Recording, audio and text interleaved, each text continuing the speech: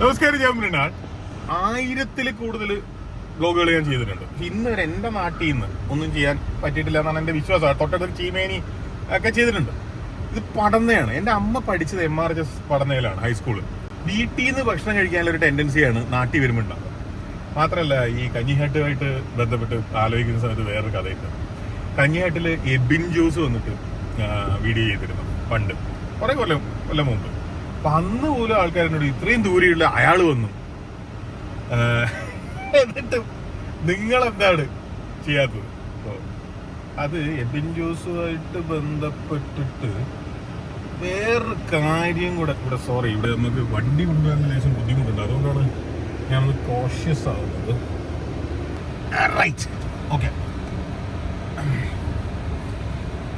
അപ്പൊ എബിൻ ജോസുമായിട്ട് ബന്ധപ്പെട്ടിട്ട് വേറെ സംഭവം കൂടിയുണ്ട്. എന്നോട് പണ്ട് നമ്മുടെ സുജിത്ത് ഭക്തൻ പറഞ്ഞിരുന്നു, എബിൻ നിങ്ങളെക്കുറിച്ച് എന്നോടൊരു പരാതി പറഞ്ഞത് കുറെ വർഷങ്ങൾക്ക് മുമ്പാണ്. പിന്നെ എന്താണെന്ന് വെച്ച് കഴിഞ്ഞാൽ, എബിൻ പോകുന്ന കടകളിലൊക്കെ സെലക്ട് ചെയ്ത് പിടിച്ച് നിങ്ങൾ പോയിട്ട് അതിനെക്കുറിച്ച് നെഗറ്റീവ് പറയുന്നു എന്നുള്ളൊരു പരാതി എബിൻ എന്നോട് പറഞ്ഞിരുന്നു. ഞാനത് അന്നും വിശ്വസിക്കാൻ തയ്യാറായിട്ടില്ല, ഇപ്പോഴും ഞാൻ വിശ്വസിക്കാൻ തയ്യാറില്ല. കാരണം എന്ന് വെച്ച് കഴിഞ്ഞാൽ എബിൻ വളരെ യോഗ്യനായിട്ടുള്ളൊരു മനുഷ്യനാണെന്നാണ് എൻ്റെ വിശ്വാസം. എബിൻ എന്നെ കുറിച്ച് എന്തെങ്കിലും ഒരു പ്രശ്നം ഉണ്ടെങ്കിൽ എന്നോട് തന്നെ പറയുന്നതാണ് എൻ്റെ വിശ്വാസം. പിന്നെ സുജിത്തിന്റെ കാര്യം നമുക്കൊക്കെ അറിയുന്നതുമാണ്. എനിവേ, പക്ഷെ അതും എൻ്റെ മനസ്സിൽ കിടന്നിരുന്നു എന്ന് തോന്നുന്നു. ഇനി അഥവാ അങ്ങനെയാണെങ്കിൽ ഞാനെങ്ങാനും പോയിട്ട് എനിക്കിത് ഇഷ്ടപ്പെട്ടില്ലെങ്കിൽ എൻ്റെ നാട്ടിലുമാണ്, അങ്ങനെയൊക്കെ എന്തൊക്കെയോ ആയിട്ടാണ് അത് കിടന്നത്. എൻ്റെ നാട് എന്ത് ബ്യൂട്ടിഫുൾ ആണെന്ന് അറിയണമെങ്കിൽ ഇവിടെ വരണം, വേറെ ഒരു വഴിയുമില്ല. കാരണം ഇതൊന്നും ആരും ഡോക്യുമെന്റും ചെയ്യുന്നില്ല. കേരള ടൂറിസത്തിന് പോലും ഇതൊന്നും വേണ്ടെന്ന് തോന്നുന്നു.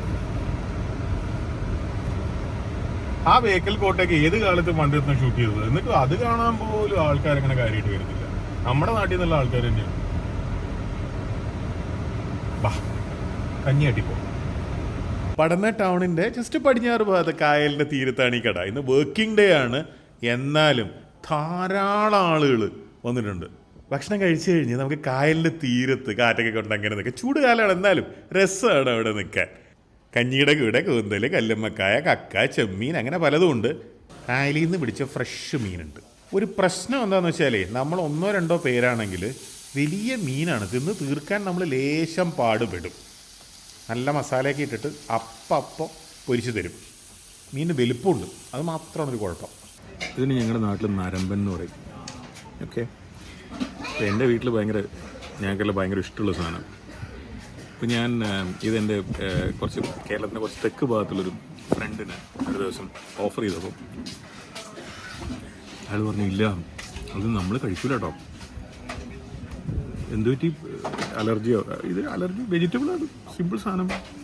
വള്ളിയായിട്ട് വരും, ഇങ്ങനെ പടർന്ന് തൂങ്ങും, സിമ്പിൾ സാധനം. അപ്പോൾ പറഞ്ഞില്ല, ഇതിങ്ങനെ കാട് പിടിച്ച് കിടക്കുന്ന സൈഡിലുണ്ടാകുന്ന സംഭവമാണ്. ഇത് വലിയ ഉയർന്ന ജാതിയിൽപ്പെട്ടവർ, അതുപോലെ തന്നെ ഉയർന്ന സാമ്പത്തിക ശേഷിയുള്ളവർ ഞങ്ങളുടെ നാട്ടിൽ കഴിക്കില്ല. ഇത് അപമാനകരമാണ് കഴിക്കുന്നത്. ഒരു ഗതിയില്ലാത്ത ആളുകൾ മാത്രം കഴിക്കുന്നു. കക്ക ഇത് നമ്മുടെ കൊളോൻ എന്ന് പറയും നാട്ടിൽ. എറണാകുളത്തൊക്കെ കാളാറ്റി എന്ന് പറയും. കൊളോനാണ് കറക്റ്റ് വാക്ക്. പിന്നെ എറണാകുളംകാർ എങ്ങനെ പറയുന്നത് ഇന്ത്യന്. ഇത് നരമ്പനും ക്യാരറ്റുമാണ്. കല്ലുമ്മക്കായ, പരിപ്പ്, ബീട്രൂട്ട് ഇട്ടുകൊണ്ടാന്ന് തോന്നുന്നു. നെല്ലിക്കൊക്കെ ഒരു കളർ, അത് കുഴപ്പമില്ല. ചമ്മന്തി, കപ്പ, മോര്, കഞ്ഞി. ആദ്യമായിട്ട് ചെയ്യേണ്ടത് ഈ സാധനത്തിന് കൈയെത്താത്ത ദൂരത്തിലേക്ക് മാറ്റി വെക്കുക. കാരണം അതിൻ്റെ ഒരു ആവശ്യമില്ല. ഇതിൻ്റെ രൂപം കണ്ടിട്ട്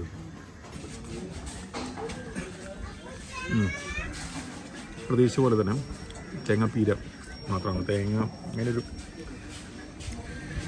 ടേസ്റ്റില്ല, ഒരു എരിവ് മാത്രമേ ഉള്ളൂ. കാണുമ്പോൾ തന്നെ ഏകദേശം അറിയാതെ. കപ്പ,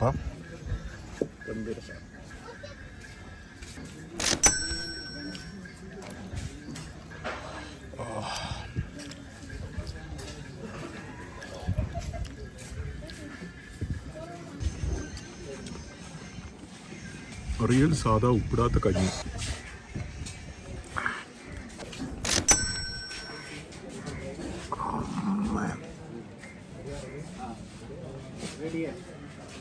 आजी का कोणतं लागतो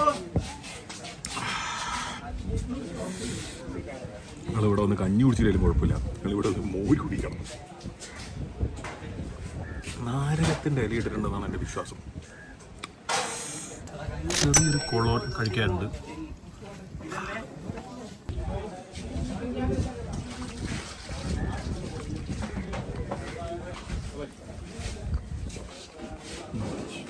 ഫ്രഷ് മീനാണ്,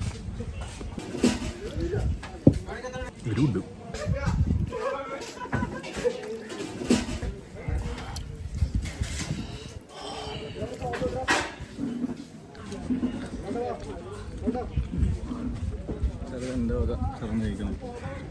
അതെന്താ സാധനം? പുഡിങ്ങാണ് ഇവിടുത്തെ.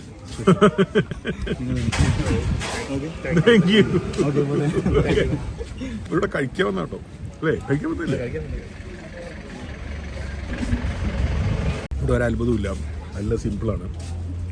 സിമ്പിൾ കഞ്ഞി, സിമ്പിൾ പരിപാടി. പക്ഷേ ഇന്നത്തെ കാലത്ത് സിമ്പിൾ കിട്ടൂലല്ലോ, അതാണല്ലോ അതിൻ്റെ ഒരു അത്ഭുതം.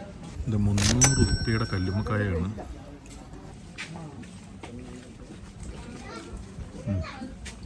അതിന് എരിവുണ്ട്, ടേസ്റ്റ് ഉണ്ട്. ഫ്രഷ്നെസ് ആണ് ഇവിടുത്തെ മെയിൻ.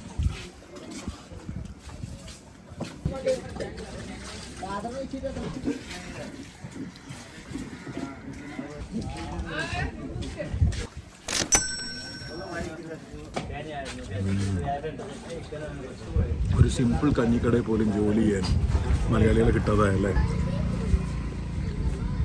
20 വയസ്സിൻ്റെയും 30 വയസ്സിൻ്റെ ഇടയിലുള്ള തൊഴിലില്ലായ്മ നിരക്ക് രാജ്യത്ത്, ഇന്ത്യ മഹാരാജ്യത്ത് 10% എന്നാണ് കണക്ക് പറയുന്നത്. കേരളത്തിലത് 20% കൂടുതലാണ്. പക്ഷെ അതേസമയത്ത് മലയാളികളല്ലാത്ത പലരും, ആ പ്രായത്തിലുള്ളവർ പലരും കേരളത്തിൽ വന്നിട്ട് പല തൊഴിൽ ചെയ്യുന്നത് നമുക്ക് കാണുകയും ചെയ്യാം. അപ്പോൾ ബേസിക്കലി തൊഴിലില്ലായ്മയാണോ അതോ ഉള്ള തൊഴിലുകൾ നമ്മൾ ചെയ്യാൻ തയ്യാറാത്തതാണോ? രണ്ടുമുണ്ടല്ലോ. തൊഴിലില്ലായ്മ എന്ന് പറയുന്നൊരു സാധനമാണ്.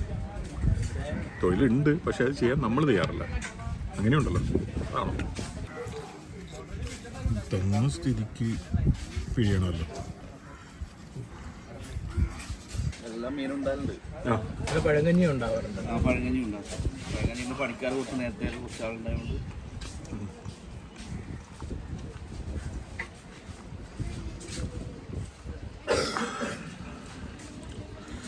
ഒറ്റയ്ക്ക് വന്ന പാടായിരിക്കും, കാരണം മീനുകൾ വലുതാണ്.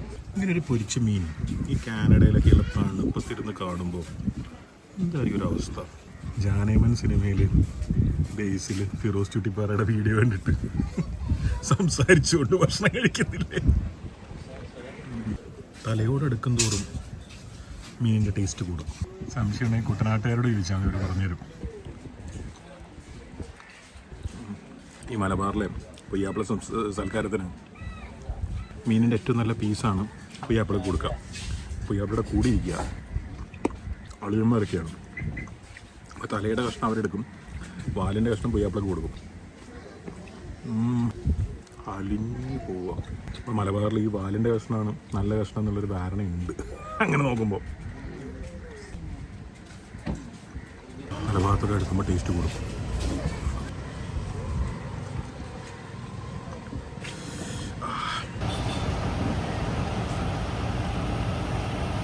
ഈ കടയുടെ ഒരു വീഡിയോ ഉണ്ട് എബിൻ ജോസ് ചെയ്ത്.